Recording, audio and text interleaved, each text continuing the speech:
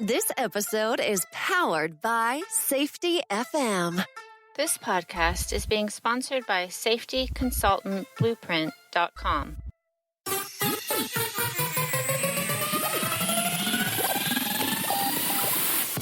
Do you feel that your knowledge would be better served if you were your own boss?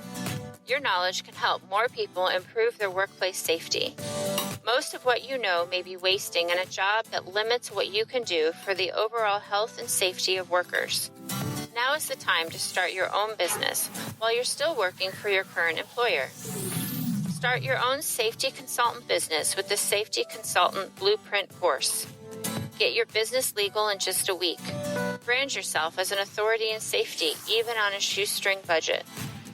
No more stressing about how to price your services fairly, but still make a profit. And experience the amazing feeling of being your own boss. This 100% online video course is instructor-led and will give you detailed steps to keep you focused as to what to do next to grow your business.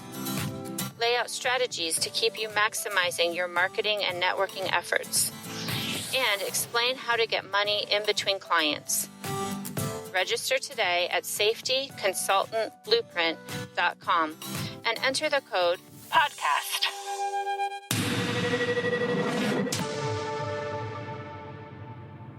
Welcome to the Safety Consultant Podcast. I'm your host, Sheldon Primus. This is the podcast where I teach you how to run the business of a safety consultant. So, I have something really cool this week. It's an interview. I've been trying to do interviews, at least once a month. And this one is someone that I came in contact with because he had a solution that I needed. So I was looking for ways to track certificates, to do it digitally, and to seamlessly kind of match up or I should say move from when someone finishes one of my online courses at primus.institute, Primus.institute, INSTITUTE. So the Primus.institute sites, I have courses up there. Some are public facing, some are not public facing. They're for my clients, and I give out certificates. So I want to make sure that there was a way that I could track certificates, and I wanted to see if there's any system out there that has some other digital components to audits and a few other things. So somehow, I don't know if Naveen reached out to me, if I reached out to him, but somehow we came in contact and I set up this interview, and it was very interesting. We talked about everything. We talked about WorkSafe BC because he's in British Columbia. I didn't really understand that system, but I love their programs and you love their videos. So WorkSafe BC, you got a friend in me. And he talked about the keto diet. He talked about just food and ethnicities in BC. We went through mindfulness practice and yoga and talked about having gym memberships as a consultant. We talked about co-spacing and how you can use services such as Regis if you only need a space of certain hours per week instead of having to pay that outright. And, that just goes against everything. We talked a lot about that kind of things. I had fun. We talked about the early days when you would print your own card and you just kind of rip it at the perforations. So I had a really good conversation, and I learned a lot about WalletCard, how it could be used in my system as I'm trying to develop more and more things for my clients. And so that is what we're going to do today, and stay tuned afterwards. After the interview, I am going to do a tip of the week. And so I just want to truly let you guys have some fun with this interview, and hopefully it's a solution that you could use. Start with you. Tell everybody about yourself, as well as your journey to becoming your own boss, since most of the people that are going to be listening to the podcast, they had to make that decision for themselves about, being their own boss. So what was your personal journey to say, all right, that's it, I can do better myself? For sure. So once again, my name's Naveen. I think as a kid, I really knew that I didn't want to have a boss. Growing up, I saw my parents kind of working every day, doing the 9-to-5 grind. And as an early kid, I don't know, around like probably 9 or 10, I realized I didn't want to kind of follow those footsteps of kind of waking up and going to listen to somebody and kind of do that journey. Though, of course, I follow those footsteps in the early days. I think Where is home? Home is Vancouver in Canada, Vancouver, BC. So in those early days, I believe I would have been about 14 or 15. I got a job in manufacturing working for a family friend, progressed there for many years and became a supervisor, production manager. And life was pretty decent there. And I think that whole kind of life frame, looking back, then I learned a lot of either what to do or really what not to do. That company, we weren't a very safe company, to be honest. Yeah. And that's manufacturing, it's really tough. And what kind of year, if you wouldn't mind giving us the year around roughly this is, so we can put in context what kind of a safety culture, because each decade you kind of got better and better with safety culture. For sure. That actually makes a lot of sense. This would have been about 2003 to 2007, somewhere in that time frame. Back in the 2003 time frame, we were still drinking on the job, which is quite crazy to think of right now. Yeah. I remember one of the jobs I had, and it was working for the state, and they had this, I guess it was pretty much a employee day, appreciation day, and they would do it, and they had alcohol that would serve, and everybody will go home after that, and you're like, what are you getting? What are you guys doing here? So is that kind of similar to that, what you guys had as far as your atmosphere over there? For sure, very much. We didn't really follow a lot of safety policies or procedures back then. We like I said, we drank the job. We did Friday barbecues, so we started drinking at about 11 a.m. with the barbecue supplied by the company. Our forklifts had what we called a beer holder on it. It was just a cup holder, but it had our beer on there. It was pretty horrible when you reflect back and look at it. Now that I'm in the safety world and I look at everything a little different than I did back then. Yep. Well, back then you had the risk, and you probably calculated it out and say, okay, that means one beer. It's a lot different nowadays, right? For sure. And I'm glad things have kind of changed this way. Life was very much different there. And we've got WorkSafe BC officers, of course, in America. I've got OSHA. It's very comparable. They were not visiting as much back then, and actually my road into safety consulting all started back from a safety inspection from the regulatory authorities. And that's kind of how I veered into the safety training world and the consulting side of the world. Well, for my American ignorance on this side, I use WorkSafe BC like for almost everything, all my training, all my presentations. I have to find a way to squeeze one of their videos in. For me, I thought it was more of an insurance type company, or is it regulatory from the perspective that they are a Canadian OSHA? They are the BC OSHA. So each province has their own regulatory body. Much like if you think of like Cal OSHA, they've taken the federal OSHA and then kind of made it their own based on the incidents that happened in California. We've got a federal regulation that is quote unquote your minimum standards that then BC has taken on and said this is not good enough based on all the various industries, all the various accidents, and that is WorkSafe BC. So WorkSafe is both the insurance provider but also the regulatory body that creates the regulations and enforces the regulations. Really? Now, that just baffles my mind in the way, because if they're also taking premiums, then obviously you know that they're going to be invested in getting people safer. But on the flip side, let's say that someone is almost uninsurable, they're also receiving those premiums as well. So how do they break regulator from someone who is doing the business and supplying the insurance for that industry, or at least that individual? For sure. I do think that's a very complicated question. And I don't think I've got enough education, to be honest, to speak on it. But in terms of the current setup we do have here, it does work for most companies. With them getting the not only WorkSafe is great in both the educational aspect. We've got, I think, about 13 different industry associations that have been created through WorkSafe that is fully supported by the premiums that employers pay. And these industry kind of bodies, they also provide free education. So if you're looking for training, if you're looking to see what the requirements are, there's a lot more free resources available to these companies that are paying these premiums. I think the world we're trying to all go into is one that companies are following all these rules and procedures.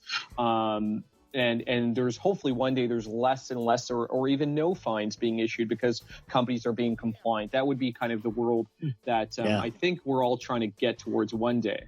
Yeah, just like a friendly reminder, like one of those little notes you put on someone's car to let them know, hey, you got something wrong. Check your tire pressure. It's getting a little low.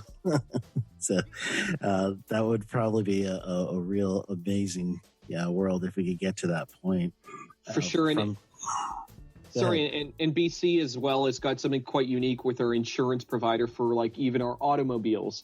So our insurance provider, ICBC, is also the guys that do the insurance, but the claims and the accidents, and they have the lawyers. So it's very much of a provincial kind of system and structure. And that's not true across other provinces, though. So some other provinces, even the insurance for automobiles is privatized and not government regulated in terms of how it is in BC. So BC does kind of operate a little different than other provinces or what you've seen in the different states across the U.S.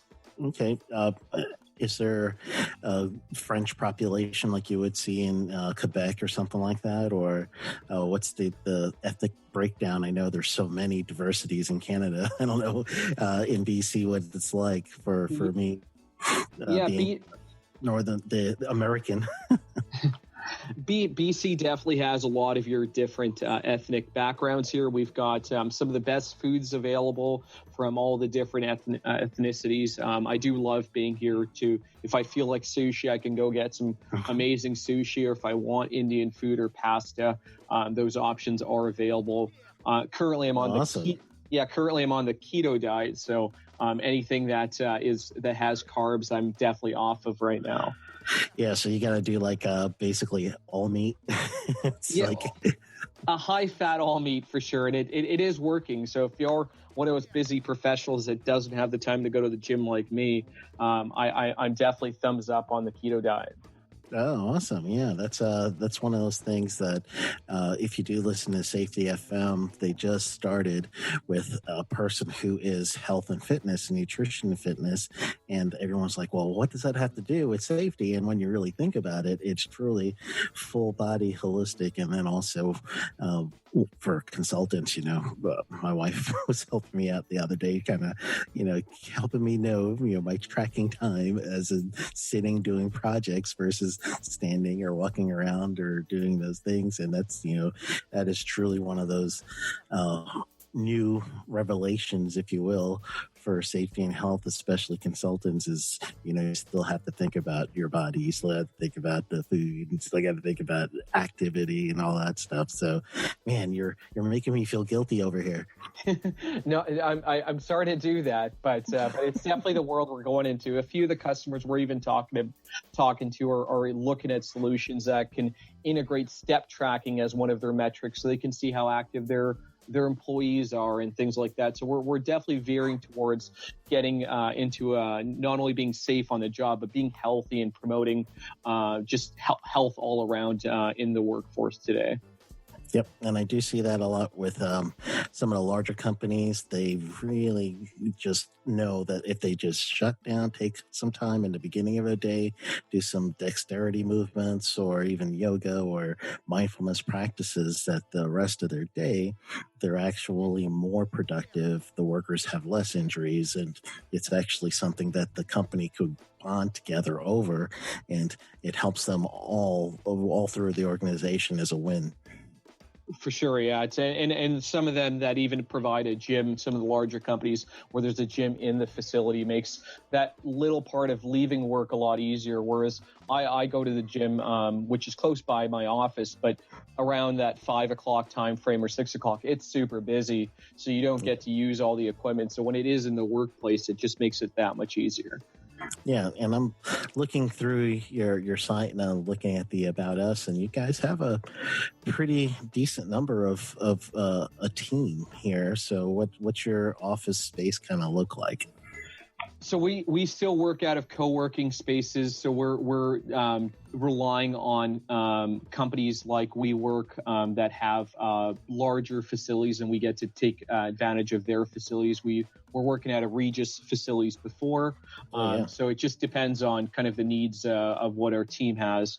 But at some point we'll get our own office. But just the scaling from adding more employees and things like that with a WeWork or a Regis type setup is really easy for scaling as of right now versus having our own facility where if we run out of space, then we have to look for a completely new one. Yep. And the reason why I asked that, or at least phrased it that way, is because there's a lot of people who want to grow their safety consulting side by they'll go out into a neighborhood, go out into an area, I should say, and then they'll know they could capture the market through there. But if they want to branch out, it's almost like a franchising model where they could just go to a different town, a different location, get some business there, and then hire, or should say subcontract with somebody with a 1099 miscellaneous under their business and kind of do it that way and grow their business with a percentage of work. And it seems like I've kind of been seeing a trend for consultants to kind of blend their businesses that way. So it kind of seems that you guys have a similar mindset there as far as making sure that people could telecommute, or if you need to be in an office, it's only for a few hours at a time and it's more efficient than the other way around. Definitely, yeah. I find even for myself, I work for my home office quite often just to be able to get some work done. It's getting into that office with everybody, as fun as it is. Sometimes it's also distracting, which you don't get as much done. And yeah, in terms of kind of going towards like that partnership franchise and kind of route as well, we as consultants, we only have so much time in a day, so there's only so much work we can do. So if you can set those partnerships up with other people that can help you out with your business, that's definitely a way to go to further expand your offerings. Yeah, and it's really good. I've looking at your website and everything else. It looks like you guys have a workforce of hundreds. It just really looks that way, and that appeal. And I remember trying to get that appeal when I first got going with my business, and I had to make a choice to get away from my printed cards and go get some cards, where I'm printing from my own printer and doing a perforation and ripping it open for that's my card that I'm going to present. And I still have a few of those. But that's only just for nostalgic reasons. But when you had to kind of progress your thinking to say, all right, I need to project an image that I'm larger than I really am, but I have to do it where it is going to not break me as a consultant. And then also I have to do this where I can still maintain my personality and everybody know it's not we, it's me right now, but I make them feel like it's we. I fully agree, and even like talking to something as simple as business cards, I remember those perforated days, and from there we ended up buying from eBay, I believe it was, a card cutter thing that you can print them and then you can self cut them, so you got rid of the perforation part of it. We did that for probably I want to say a little longer than we probably should have, and then from there we actually not partnered, but Vistaprint came around, and Vistaprint is amazing. You can get some pretty sleek looking cards for an affordable investment. I always add that soft touch element to each of my cards, so that way then when you hand somebody a card, it feels different, and it's one of those little things that somebody will kind of notice, or at least I do. And I've heard other people say it, but it's just that one added touch, I guess. Yeah, absolutely. And I got to give my wife credit for this one, but I had two businesses because when I first got started, I wasn't sure if I was going to target the utility field. Well, actually, it was because I got started and first I was targeting the utility field. So that business was called Utility Compliance. And then I created a DBA underneath Utility Compliance called OSHA Compliance Help. And what I really wanted to the feeling was if you needed OSHA compliance help on the private sector, I would do that service under that name. And then for the utility customers, my water, wastewater, and city and county customers, I did the other one. So in Vistaprint, when I was making my card, I did two different cards, one on one side for utility compliance, then the flip side for OSHA compliance help. And my wife just said, hey, why don't you make one side matted and the other side glossy? You could feel which side is which. So when you're presenting your card, you actually know which one to present it to by the feel. That's pretty smart. Wow. She's a smart lady. Yeah. Yeah. I tell her all the time. I'm glad that, in a relationship, someone told me this was someone just being funny, facetious, but says in a relationship, you'll usually find a climber and then you'll also find a settler. So I was like, kind of you think of those things through and I'm like, yeah, I'm glad you're a settler because, I really needed that information, that help. So just say that facetiously to her. But in your progression, I could tell that, from what I'm hearing, it sounds like you're seeking out fun, but practicality. Was that safe to say at the time when you started developing the thought of WalletCard? Definitely. So WalletCard, as I started to get into WalletCard, I wanted to, I saw a big need in the market of just the mismanagement of all this data, both from the consultant training provider side of it, but also from a company side. And I'm deeply vested in technology as it is. I'm not that old, I guess, as of right now. I definitely wanted to take my current knowledge of 15 years in health and safety and really get into that technology space. And I always tell people that WalletCard is an unsexy blue-collar tech company, and that's kind of how I spin it to people. Nice. We're not building a financial company or something related to Bitcoin or blockchain or some of the fancy things that are out there. We're really taking a current system that does work, but digitizing it so it works better. Yeah, well, you better go grab walletcoin.com or something so you'll be ready for that. Yeah, I think after this, I would like to start looking at retirement, but I've said that for a while. Yeah. Well, that's great because a lot of people, and I'm telling you from my perspective, when I first got started, I wanted to have those things in place to make me seem like our earlier conversation is I was bigger than I was. So I was doing each one of these steps a little bit at a time. And one of the things that I remember doing again with the printer was printing out wallet cards to deliver to people after I did a forklift class and printed out the wallet card and make sure I line up the seam right and, put it in the little spacer that it gives you. And then I would deliver my cards when it comes to HAZWAP or 8-hour refresher classes because they need to have something to verify that. But record keeping wise, I everything's manual paper, so that's, the wallet card idea is just great. How did you get it? For sure. Actually, just to backtrack before we get into how I got to the idea, just to touch point on what you said about laminating, it brings back some fun/horrible memories, I guess, of having to do this. Were you using a laminating machine and actually laminating each card individually through like one of those machines that did the heat press? Yeah, I did both, actually. I did the heat press machine, and then I also did the self-laminating that you could get from one of those office supply stores. So once the self-laminating came around, that was back then was technology. It was like, this is so much easier. It was like, hooray, this is amazing. Absolutely.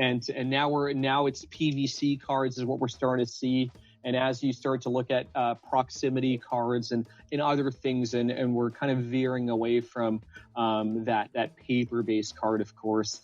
And then you mentioned like the website being much larger feel than it is. And I do think that as we work with training consultants and providers, and we're out there vetting different consultants and providers and looking at the ones we want to also work with, one of our touching points to look at to see do they look advanced? What do they do is just the look and feel of their website. If the look and feel of their website looks like it's from the early 2000s, then that tells us that they're probably not going to be as advanced as somebody that's got a more modern looking website. And I've seen some, unfortunately, from some consultants, I won't name anybody, but just some horrible looking websites. And I'm really not sure how they're still in business today, because that look and feel and just like having testimonials and some of those really important parts on a website aren't there. So whether the guy just has a lot of industry connections might just be it, where they haven't had to do that. But anybody starting in the consulting world today, or you've been in it, you really need to look at your website as a starting point of how does that look? Does it look like you would do business with the person you're looking at or the website you're looking at? Yeah, great point. In terms of how WalletCard even got started, again, I've been in health and safety for now about 15 years. I've been with a few different companies in the safety training world, primarily doing mobile equipment training, train the trainer programs, a lot of flying around North America, living that life of flying around and living in a suitcase and having dinner by yourself. And I'll stop there so I don't start crying, because it did get a little sad at sometimes, I guess. Yeah, absolutely. I'm there. At one point, I was 180 days overnight, and so I know exactly what you're talking about. For sure. And I definitely knew I wanted to change from that lifestyle, but I didn't know exactly what that change was. So in the safety training world, I ended up going into management and less of the actual training side. But as I said, I've got lots of years of experience in the consulting and safety side. But WalletCard didn't actually come from that as an idea. It came from something way more simple. I was out actually having a couple of drinks and dinner with a buddy of mine who works in construction, and he actually went to go pay the bill, and he pulled out his wallet, and he pulled out George Costanza's wallet. It was a very thick wallet, and I had to ask him, like, what the heck is in your wallet? I might have not used that exact wording, but he ended up pulling out 10 different workplace certs, from his fall protection certificate to his first aid card, scissor lift, aerial boom lift. So he had 10 different cards on him. And as I left, I kind of thought, I'm like, the training company I'm currently working for, we're actually 2 of those cards in his wallet, plus the other 8 he has. I'm like, how many other people are dealing with this, is what my mind started thinking. Then, of course, I went to, there's got to be some sort of technology already available in the App Store that can manage this. And I did some research real quick afterwards in terms of looking at what was the competitive landscape of card storage applications, or something that was even more applicable is workplace certificate record systems. I found StoCard, which is your reward card kind of tracking app, but it's more for like your gift like cards, badges or something. It's more for like your stores. So if I'm just trying to think of a store that has rewards in America. I see what you mean. Yep. Like maybe your Starbucks and stuff like that. That sort of a reward. Starbucks is universal, brother. Yeah, fair. But it wasn't something that was in my mind. It wasn't good enough. Like you couldn't say that it was a verified card or a verified record. And the same with taking a picture of your card and putting it on your phone. It still didn't have that kind of verification aspect. So as we started kind of looking at that world, we kind of went, is there something then that has the ability to issue cards, verify cards, and automate notifications for renewal? And as a training provider, one of the things that we did poorly, and this might echo some of the listeners, is the actual follow-up of our customers in terms of when those cards expired, whether it was 1, 2, 3, or 5 years down the road. Were we as a consultant and training provider being proactive and notifying our customers ahead of time so that they got on-time retraining, or were we potentially losing money as a consultant in terms of if there was, call it a 6-month gap in that training because they didn't realize their training lapse and we never realized their training lapse, where now we've missed 6 months of potential of time, which is potentially another renewal cycle in that client's life cycle. Or worse, did they go on Google and type in forklift training near me and found a competitor that not only competes with you, but is offering other training that they're getting from a competitor as well. So we kind of looked at a system that is there something that can do all of this stuff and a lot of the pains as a provider. Of course, as a training provider and a consultant, your job isn't to manage the data; it's to do the training and work with your clients to make sure they're safe. And that's kind of how we got started over 5 years ago now. Well, that's you hit on so many good points there, because one of the first things that I make sure that I teach, and when I do my I've got a blueprint course for consultants. So basically, I start them through the process of when you start thinking of being a consultant, you need to do this, and then I work them all the way through to even supplemental income when you need it. So one of the things I really mention is the best way to stay active and stay busy and stay employed as a consultant is to 4x each relationship. So if you have an opportunity to get 4 separate jobs from one client, then that equals, repeat business. So using a system like this, it's great. I just did this recently, contacted a client and just said, hey, I want to do an annual follow-up right now. We did some training last year. How are you doing? And she actually asked me to do 4 other classes that they're going to fly me out to do just because of that little call. So you automated that with your system, and that is a way to keep people engaged. So that's a great avenue there to 4x that relationship.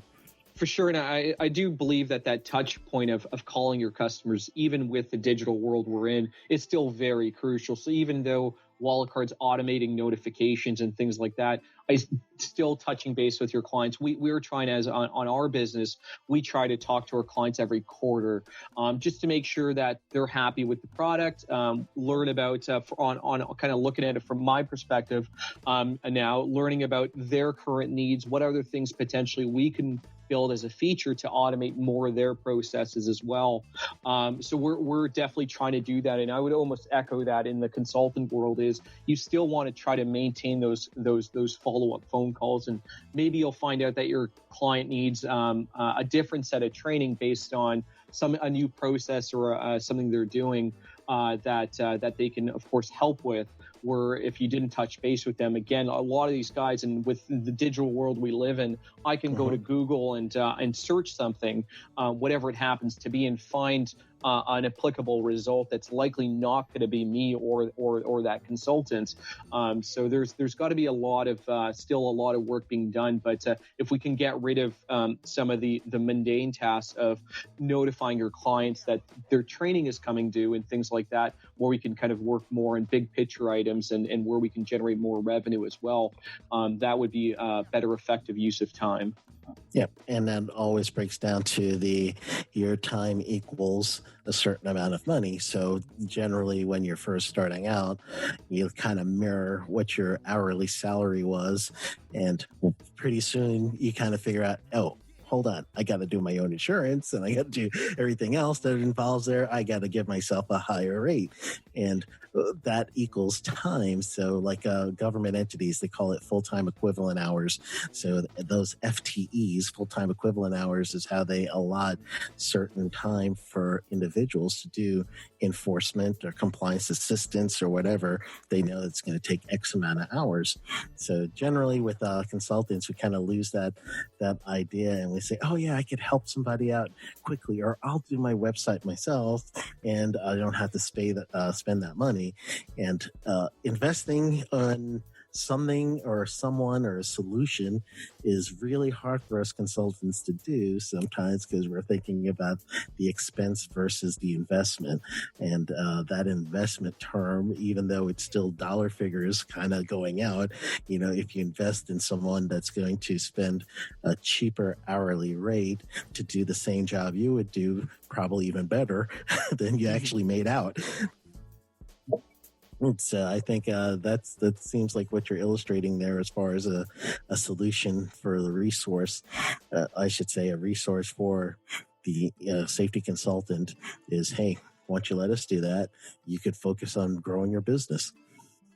For sure, yeah. I remember kind of the last parts of this would have been 2013 and 14 in the consulting world as well. I think my daily rate was at about $2,000 per day. So I wouldn't go anywhere unless a client would pay that daily rate. Plus, if it included travel, it was plus travel on top of that. Yeah, absolutely. Of course, I don't know what the demand and of course, every region's a bit different. But I wouldn't work with customers, to be honest, that would ask for if they wanted an $800 kind of daily rate for something. Again, time equals money, as you said, and it's what you value your time at. And again, that experience and everything else builds upon the ability to, over time, increase your price point and your daily rates as you work with customers. And we had customers specifically requesting me to do the training because they liked the quality of training. The last time I did training, I remember this customer was like, hey, can Naveen still do it? And I left the company at that time, so no, I couldn't. So there was a bit of struggle with that customer to kind of rely on another company. But yeah. I think even almost every program I did, at least one person didn't pass the program. And these were all kind of beginner programs. It's not something I set out to do, but it's just that there's always one person that just couldn't quite grasp that level where I thought they weren't there yet. Exactly. They weren't there yet. So we would tell the company, hey, we've got to invest more time in them. And they would do that. And they actually valued that part of it more than getting the certification aspect done, is that they knew that there was a bar set by the consultant and the training provider that now all their employees are hitting this bar.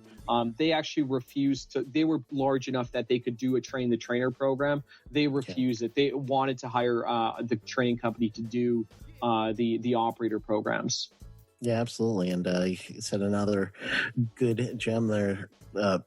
It is hard at first to pick and choose clients, but definitely as you get more and more stable, really is what it boils down to, then the opportunity will still keep coming at you. So choosing opportunity then becomes a little bit easier. So when you are at your certain rate, some people it's not going to be able to afford you. That's just, part of what happens. And that's a good thing because then as you're choosing these clients too, you're also going to be choosing the experience you're going to have fun wise. And then you're also going to be, you have an understanding that this client knows what you're bringing to the table. So they're going to be willing to pay that. So that becomes a really hard decision to make, especially when you're in that pivot point between smaller revenue thinking and larger revenue thinking. Definitely. And don't get me wrong, in the early days, we took everything. So a customer, yeah, for sure. And a customer reached out to us. I remember this because we spent the entire weekend creating the book, is they were looking for an excavator program back then. We did front end loaders, skid steer loader, backhoe training, but we didn't have an excavator book. So over from that Friday, I went out to a rental agency and pulled a whole bunch of manufacturers' manuals for them, downloaded some that were online. The entire weekend, we had our entire staff stay the weekend, and we read through it all, created a book. So by Tuesday, the next week, we had our book laid out, ready to go, and we can go do this program for this customer. But those are, I'm sure, things that you not only you've probably echoed, but a lot of consultants have echoed, is if somebody asks for something, it's amazing what we can all do if we put our minds to it, I guess, and the effort, of course, to be able to get it done. Yeah, absolutely. And it truly, once you feel like you have at least the working knowledge of understanding how you could dissect what the client's truly asking, because sometimes they say things and they're asking things and they don't really know, but you've got to kind of weed through that. And then once you figure out what they truly need and versus what they're asking for, then if you have that resource group together, you could pretty much figure out almost anything safety and health related with that group, and you're working your way towards getting to that final product. But the thing that you guys did is the time. I know what kind of time that takes in order to do what you just did, and that is amazing that you guys were able to figure that out within that short amount of time. For sure, yeah. It's a need, and our team was fairly decent at that time in terms of size. That company is doing a lot of different training, and a lot of their training now actually is done online through an LMS program or provider. If you're as a consultant too, if you're not harnessing technology and have some online versions of your programs, and I'm not sure, Sheldon, what your thoughts of online programs are, but I do think that you're in. Okay, cool. Because I know industry is going that way, and their industry is less, especially after 2008 when we kind of had that entire downturn in economy. And of course, that economy downturn not only hurt U.S., but it hurt Canada as well. And we found less and less customers were actually willing to pay the daily rate plus the travel rate. They were looking for somebody more centralized and regional, where they would only have to pay the daily rate and not the combination thereof. And the company I was working for at that time, we ended up deciding that, hey, let's get into online training. This was about 2011, which is still, I'm not sure in the time frame of LMS. I think it was still early-ish on, but there was definitely some key players in there. But even today, that company is still one of the very few that has an online train-the-trainer program for mobile equipment training, which is still something that's quite unique out there. There's, of course, some elements to that where you can't do only online training for forklift training. There's still a practical component. So there's different things that they had to decide and build for those aspects of it. But the hybrid model is, of course, something that's quite out there quite a bit when it comes to online training. And there's simulations now too. You could do a full simulation with virtual reality glasses. There's companies that are developing that now. So truly, if you're not thinking technology to grow your business, this is the best time to do it. I use a system. Actually, I've used several systems. I've gone through the gambit of different systems of being able to host any kind of education online. And first I started with doing a Moodle university. So I was doing that. I did Pearson because I used to be an adjunct instructor, and I was used to working with that, Blackboard, and all these other things to create some sort of way for me to get my clients digital products to the digital training, online training through a learning management system, LMS. And it does still help. So right now I'm using Teachable under Primus.institute. So if you go to Primus.institute, you'll be able to see the courses I put up there. But then I also do private courses for my actual clients, so they could now have training with me, even though I'm not there. And so you're absolutely right. It's the way to go. So that's actually what drove me to WalletCard, because I personally was looking for that solution to mirror my LMS that I've been doing, because I'm always thinking, well, I need to be more detailed. I need to have tracking. I need to have notifications. And when I'm thinking this, and I'm like, all right, do I do that in WordPress? How does that, talk to my payment center? And then how do I get that to deliver, my emails? And so the actual system of what do I have to connect in order for all those things to work, that I didn't have. So I was looking that up and I came across you guys. So that's what, the mindset. I was like, oh, wow, it seems really cool. For sure, and I do think we really pick up where the LMS systems drop off at. We're definitely not an LMS system, so I want to make sure that's very clear.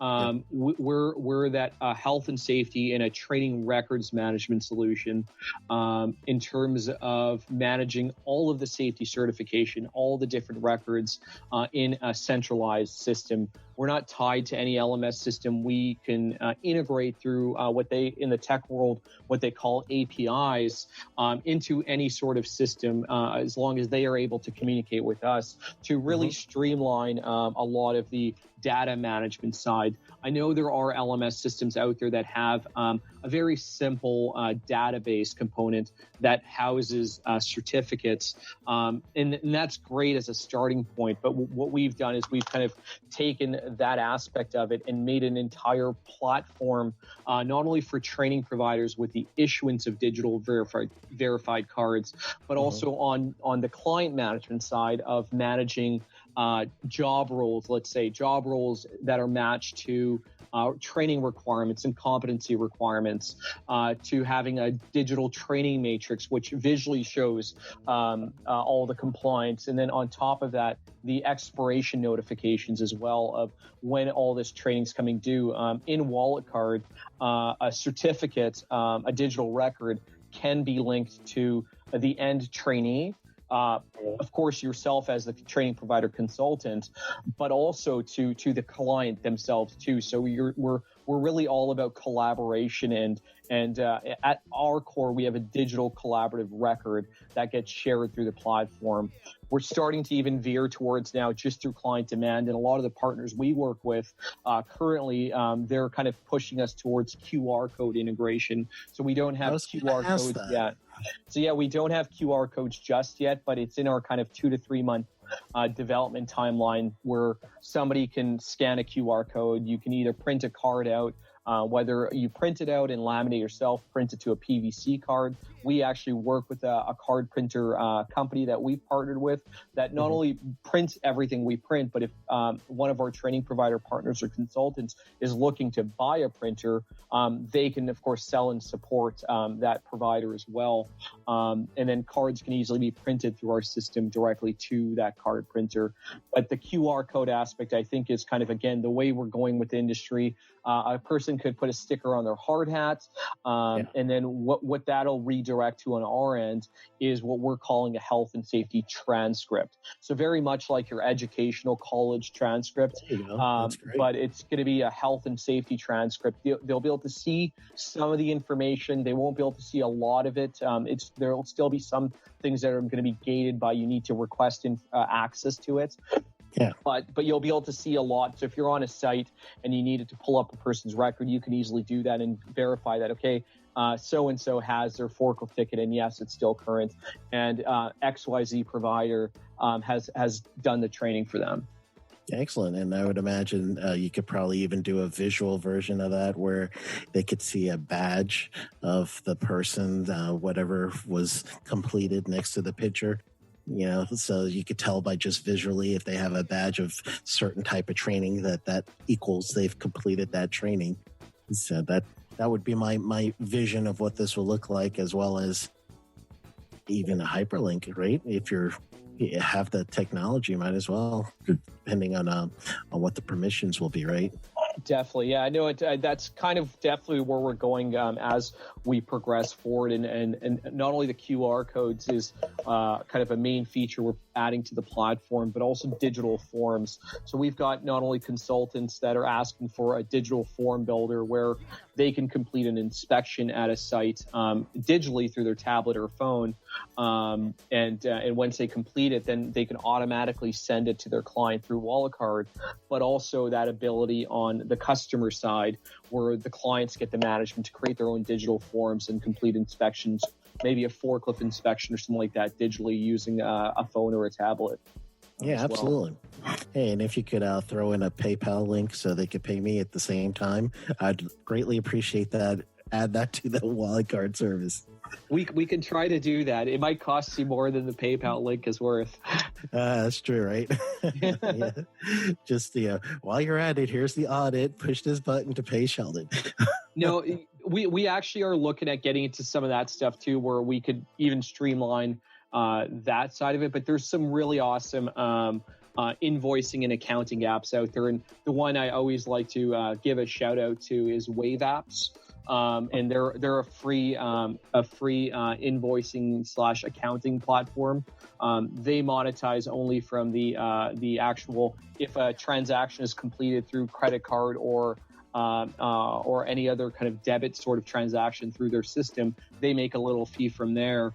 But the rest of their platform's completely free. So again, if you're still in the Excel spreadsheet / Microsoft Word doc of creating invoices, there's some pretty awesome free software out there that also connects to your bank account to track all your expenses, and you can manage your business quite easily through systems like that.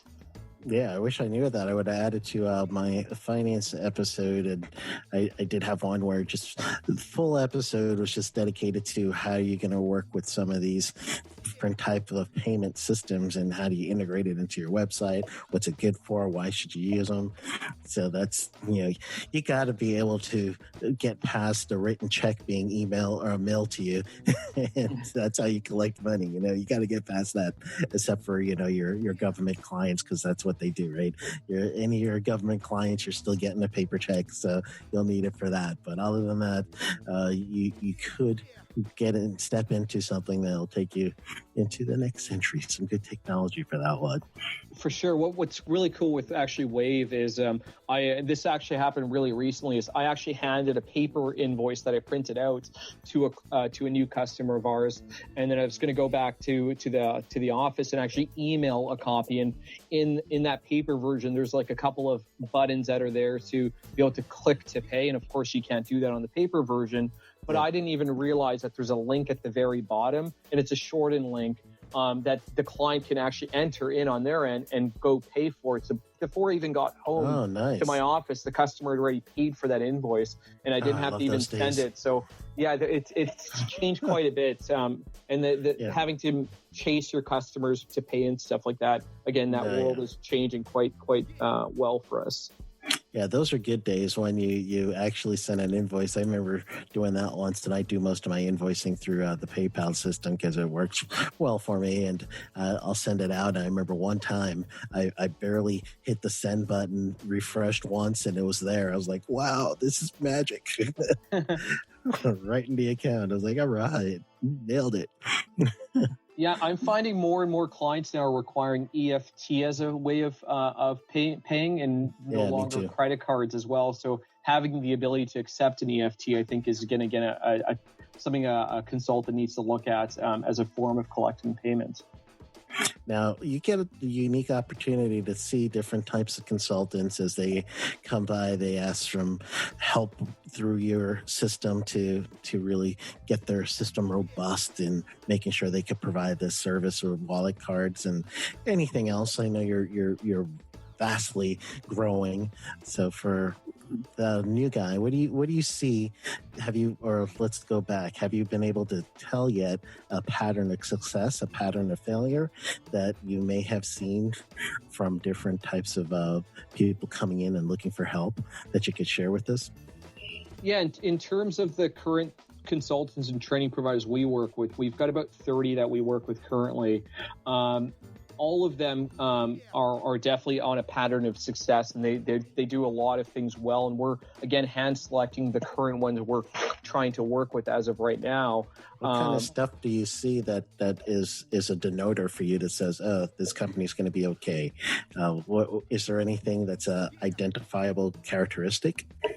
I think for us, as a starting point is, again, in the vetting process is even, do they have a Facebook and a Twitter and a LinkedIn business page, right? So those are kind of like the outer baselines of, are they going to be somebody that is somebody we want to work with? And if you don't have some of those kind of touch points, and if you're not even active on some of those touch points of social media, then again, it shows that your business is potentially maybe and it doesn't matter if it's a little smaller, but it shows that you're not interacting with your clients on all the different mediums that are available, and different customers will go to different channels to find information.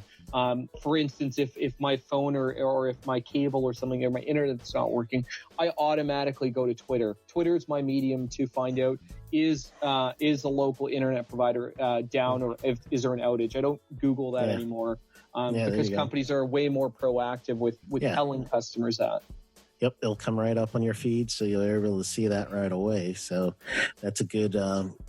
That is social media right now has actually been the last 2 to 3 guests. They have mentioned that as being one of the ways that they have succeeded, was actually having that presence where other people feel intimidated. Is what am I going to say? Why am I going to have it?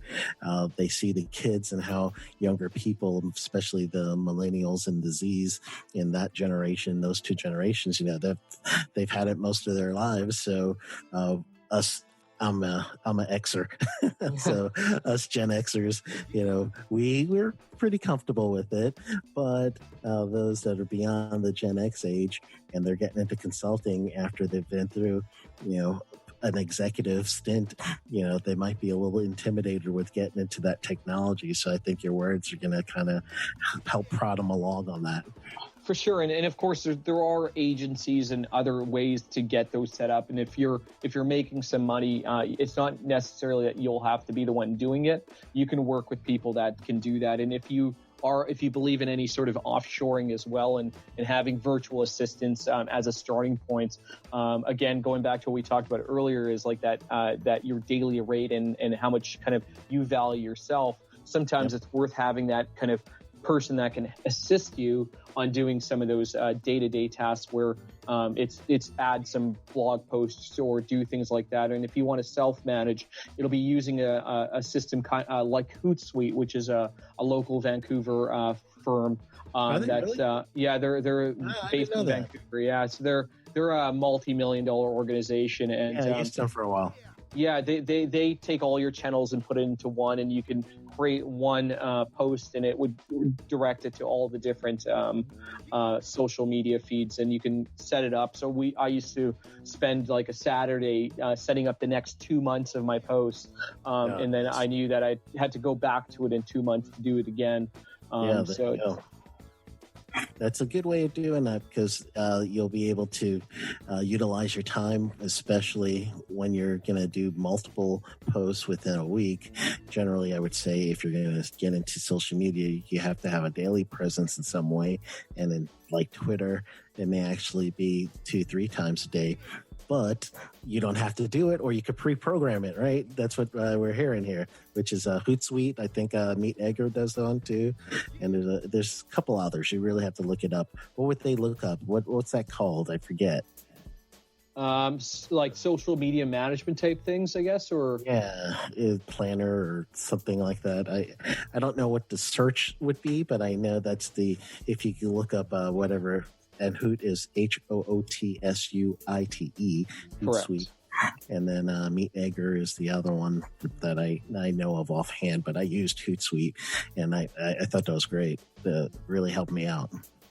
Yeah, and going back to some of the other things that we see, some of the providers we work with, and to be honest, some of them that we worked with, it took us 3 months of almost badgering these providers, of following up them, trying to even schedule a demo to get them on a line to be able to take a look at what we do. So it's not a one kind of cookie cutter answer I can give you, but some of the things that they are doing is they are active on social media. They do blogs as well. Being a content creator for blogs on your own kind of blog.yoururl.com is a great way to further promote your company and get some SEO traffic and build your kind of organic listing. So when you Google, I always fall back to forklift because that was my background. So if you Google forklift training near me or forklift training requirements, and it's somebody that's in your area, your article will pop up as one of the articles to read and review, and really being that content creator and educator in that space is again something that we see our some of our clients doing. Some of the things that if you are doing where we can help you out on, as well as if you are managing your clients' records by paper or spreadsheets. You know as much as I know that both of those systems don't work well for being proactive and collaborative, and you'll definitely have churn of customers. You're going to lose customers using those systems because you're not going to be able to follow up with everybody in a timely manner. Where if you are doing those two kind of components, and you're also kind of going back to those days of printing those paper-based cards, laminating it, and sending those out. If you're having those expenses of not only the time to do it, but the mailing costs, and I remember everything we mailed was tracked because it had all their documentation in it. So that adds another layer of a cost to that as well. So if you're doing some of those things currently, partnering with a company like WalletCard, where we issue digital cards, your customers get it immediately as soon as you issue those cards through our system. They don't have to wait for that package to come in the mail. If you're doing some of those things, you would be a good fit to chat with us to find out if we can work together as well. And we're definitely open to working with more and more safety consultants and training providers as we continue to expand. So we're definitely in that market to find more of them. We're really right at this point. We're Googling, we're qualifying, we're calling different consultants and providers as it stands right now, and working with you and with your audience. This will just amplify our message, which is pretty awesome. Yeah, that's great. And I know that these, your target market, my bachelor's in marketing, so my mind's always going back into market. So once you reach out to, target marketing, you find out what they're looking for, especially as they're giving you that input, then you become so valuable to us as, not only a valued partner because you're letting us talk, you're hearing exactly what we're saying and then giving us the solutions we're asking for, but then it's also a practical way to meet the needs for your customers without you physically having to have that system in place. That's my dad actually mentioned recently to me. My family's from British Guyana, which is in South America, but it's a Caribbean type culture. So we're Guyanese. And my dad, I just talked to him recently and just telling him how we're doing and everything and telling him about the business and how busy I'm getting. And I was thinking about I might end up having to hire some people in different aspects. And he says, well, you can't be small forever, right? I was like, that was really a good way of just breaking all my anxiety down to one good phrase of, if you're planning on growing at some time, you can't be just yourself. You're going to eventually have to create what looks like success to you. And you're probably going to have to branch out, either hire somebody or use something like Upworks, which I've been both of. I've actually used people to do like a website thing. Back to our earlier conversation, I was just beating my head on this one website issue in WordPress. I couldn't figure it out. I said, that's it. I put $25 on Upworks. I asked somebody I gave them the thing I was looking for, said, help. And it went nuts with all the people who were able to give me bids or give me quotes on this, how much they would do it. And turned out this kid from, I believe he was Romanian, he took this job. I gave him his own username and code to get into the website. So, he had his own permissions and he was done within 2 hours. I gave him an extra $25. I was like, excellent, dude. He did great for me. And I spent literally hours trying to figure this out. And it goes back to that time. If we're charging people for our time in daily rates and hourly, I don't do hour. I haven't done hour in a long time, but actually, I don't think I've ever done hourly as a consultant, but our daily rates and half day rates, our time is money. You could get someone to do something like your services and even someone who could help us with other blog posts and everything else that you've mentioned, where social media, it is well worth it. And it's going to make your business even larger in perception.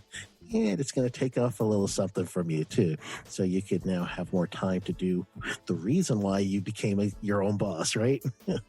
Definitely, and something we're trying to do on the WalletCard side too is having some webinars that we host on a kind of a monthly basis, and we're working with a few local BC-based industry association partners of ours, and we're going to be marketing this to their membership in terms of it's a free compliance webinar is what we're hosting. So just to talk to companies about kind of going from their current paper-based record keeping to a digital record keeping, and some of the benefits of introducing technology to help.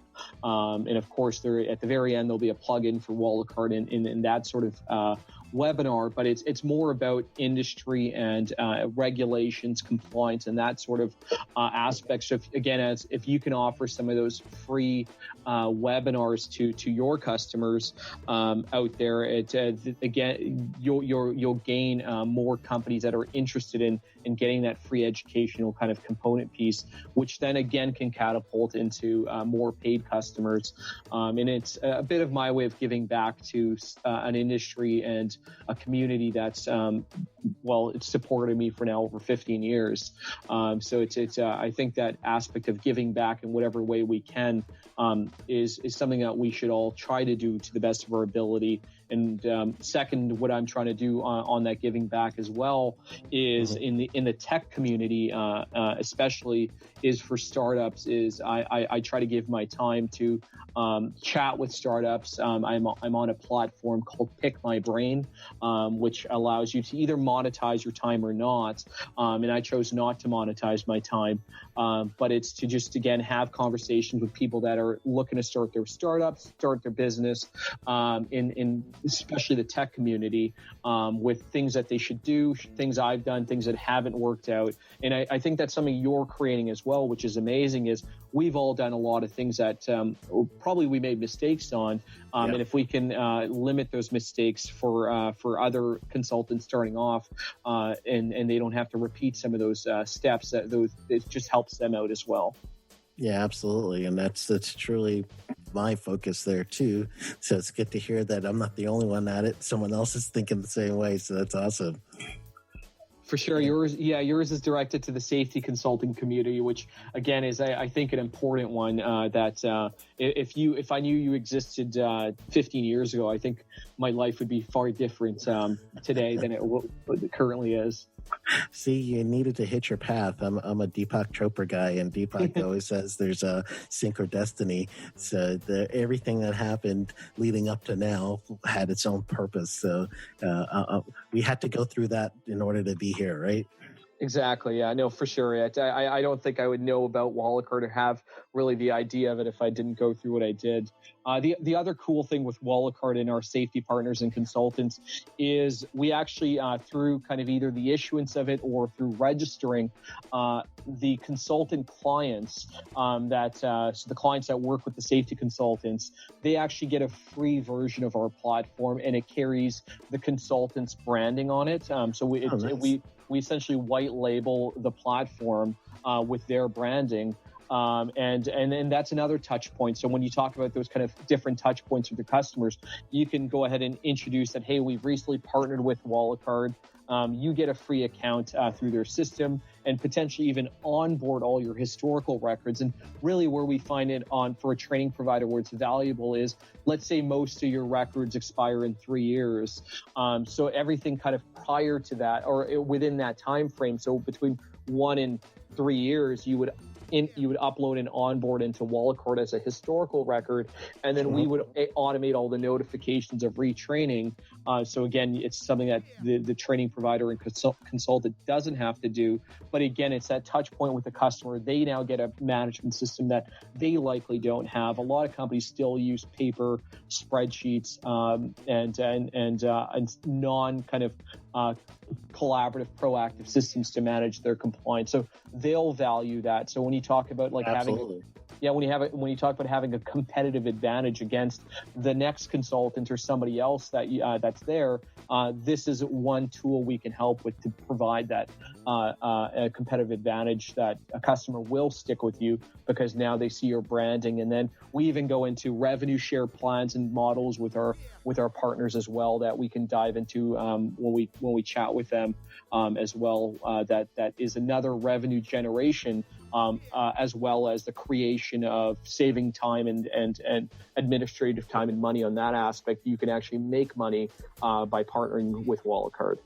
Yeah, absolutely. That's a great idea because truly everything is networking, and there's been so many different type of referral services and affiliate programs. Even like for my program on Teachable, I could set up an affiliate system for someone to go ahead and sell my program on their website. So that would be the same kind of a mindset. It's always been that finder's fee, if you will, a referral fee, which is great to get as a supplemental income for someone in a consulting where it's feast or famine sometimes, and you're like, oh, okay.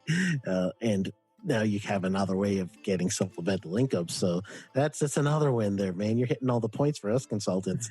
Just, it's like a little checklist saying, yes, I need to do this. I got to do this. You're going down that list saying, this is wonderful for us. So before we give you the opportunity to let us know how to get to you, I just want to mention that I know in coming days, I'm going to create a safetyconsultantpodcast.com. That's the home of this podcast, safetyconsultantpodcast.com.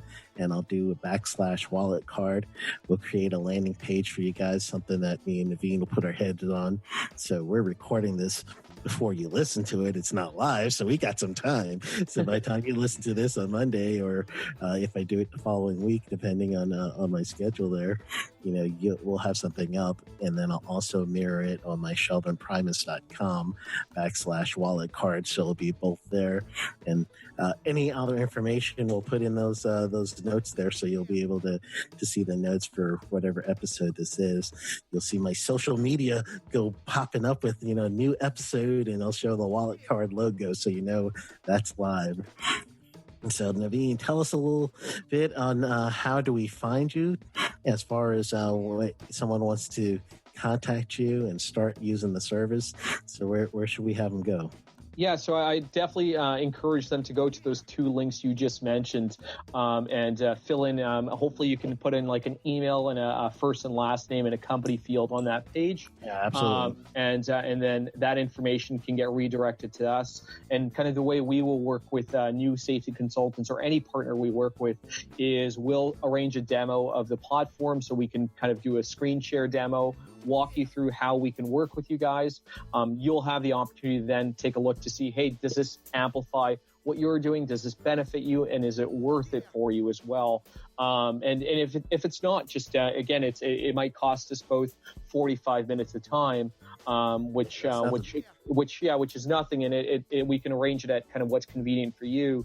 And even getting onto pricing and stuff like that, we are a low cost platform all around from the training providers and consultants. We don't, on the consultant side, we don't have a month-to-month pricing model. So you don't pay something month-to-month with our platform. We do have a volume-based credential pricing. So you kind of buy digital credentials in bulk, and we can go through the pricing, but it's as low as 25 cents a record.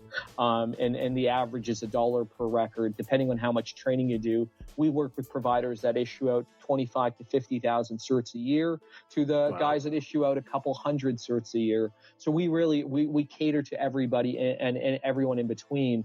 So it's not that you're too small for us, but we do want to make sure that the presence of a company is there, that you look, your company looks modern. You've got some of those aspects of social media in place, and you can kind of add different content to your website if need be and things like that. So you have that ability to be tech savvy, I guess. We don't want the image of WalletCard, I guess, on a non-tech savvy company, just because it goes against, I think, our messaging of we're a proactive, collaborative system. So we want to work with modern kind of looking companies as well. Yeah, absolutely. Well, I really appreciate you spending the time and just getting us used to, a little bit more about WalletCard, and fun talking about all the other stuff too, which is always great. And you are absolutely welcome back, you and any of your partners that you want to throw in, or clients if you want to, just let me know. Hey, Sheldon, I got something. That would be awesome. Yeah, I'm sure a few of our not only like we could do a segment, and maybe it'd be recorded over a couple of days before it becomes a podcast. But we can do a kind of a day in the life of some of our current training provider partners, and of how we awesome. work with them and how we benefit them. So again, your membership in your group can kind of hear how we actually benefit them from their own eyes, but also from the client side of how we're managing their records. So we can kind of get a flip of both sides of how our system benefits both people in that ecosystem. Oh, awesome. Well, I really appreciate it. So, Naveen, have a wonderful rest of your day, and thank you so much. This is fun for me. Awesome. Sheldon, thank you very much for the invite for this, and I'm looking forward to working with you more in the future.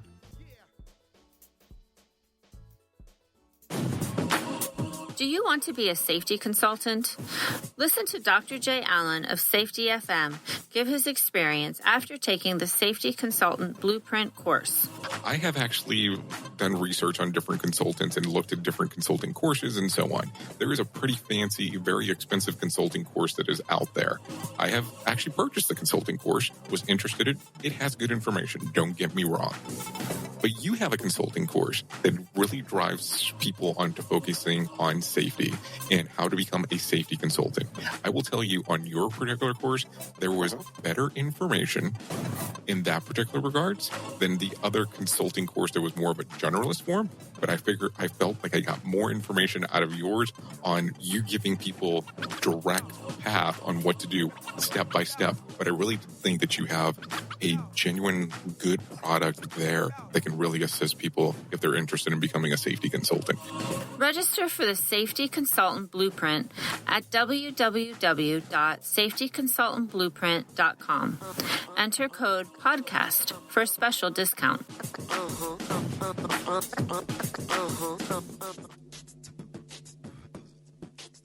Welcome back to the tip of the week. And before we do the tip of the week, I want to thank everybody for being listeners and passing the word about the Safety Consultant podcast to your friends and to your coworkers and family, and getting it spread through that share button and like button and subscribe button. So if you haven't done that, I would like to invite you right now to subscribe to this channel, this podcast.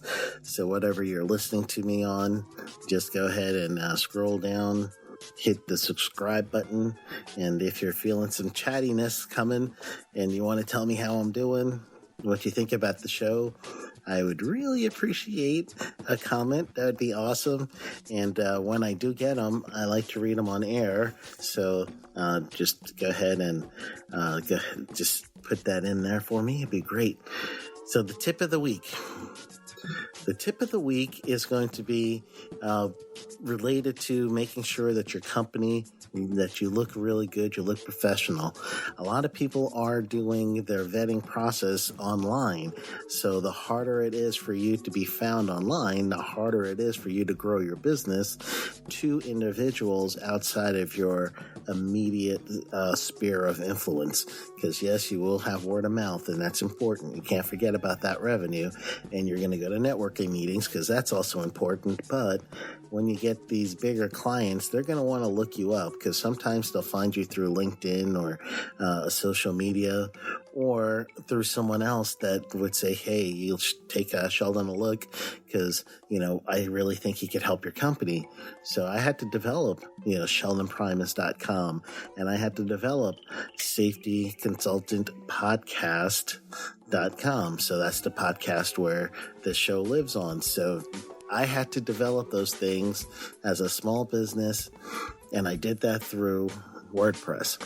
So the tip of the week is do what it takes to learn WordPress. I am truly, once I started thinking of this as a tip of the week, I was going to like deliberating and saying, well, I want to give you a tip and it's important that you do this. But then I know there's so many nuances and details to it that I had to just beat my head over and try to find it. So what I'm going to do is I'm going to commit to doing the next episode on WordPress and my experience and how I use it and what makes my websites tick. And I'll show you guys basically the behind the scenes of that for next week. But leading into that, let's talk about having a WordPress site. And there's really, truly a lot of different ways you could have an internet website. There's one called, I believe, Tix, T-I-X, or Pix, P-I-X, one of those. And you actually could get the domain name and you could get the website too. And it's dirt cheap there, and they give you template-based websites that you can work on. There's a lot, and I've used a lot. I've actually even had a program in Adobe where I developed my own website for a little while and uploaded what I developed from the Adobe program onto the server. So I've done the gambit of this stuff enough that I know when I find a template that works well together and it's being used everywhere, worldwide, why not be part of that? And that is WordPress. So until there's another WordPress, go get yourself a WordPress site. So call this part one of what's coming up the next week, because next week I am going to do how my experience, what I do from even logging in, username, and what's behind there. So we're going to open up the hood of WordPress in episode 31. So now that we're in episode 30, just go ahead and get yourself a WordPress account. Best way of doing that, the way I do it each time, is I buy domain names. And you guys, if you don't remember, I'm a domain name geek. And there's this show I love called Power.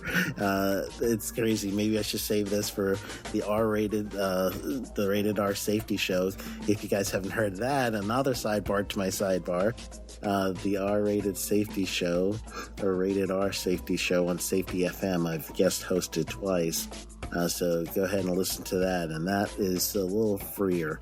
It's not safe for little ears or any ears of someone sensitive. So maybe I should save that for that time.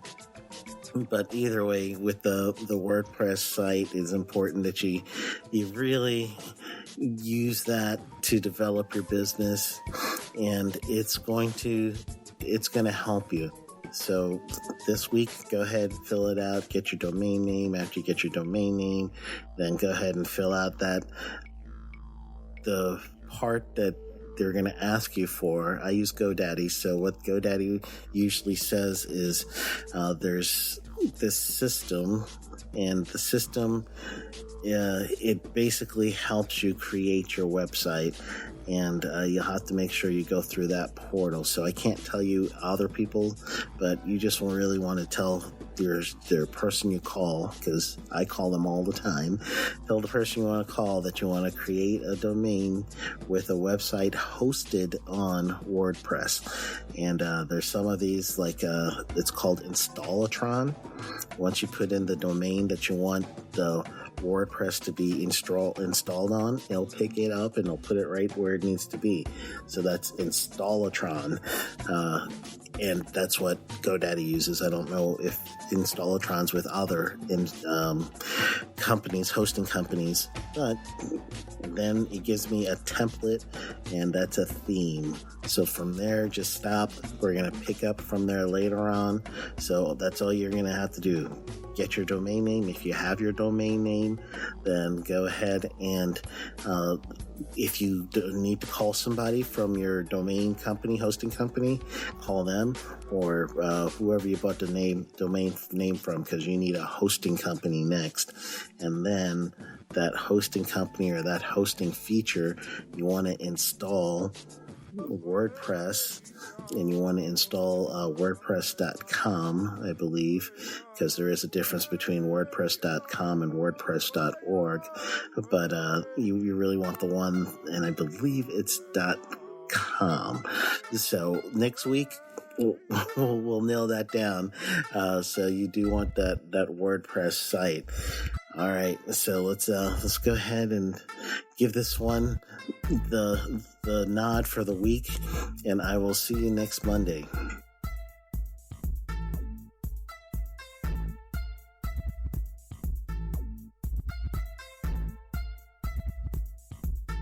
This podcast is being sponsored by safetyconsultantblueprint.com.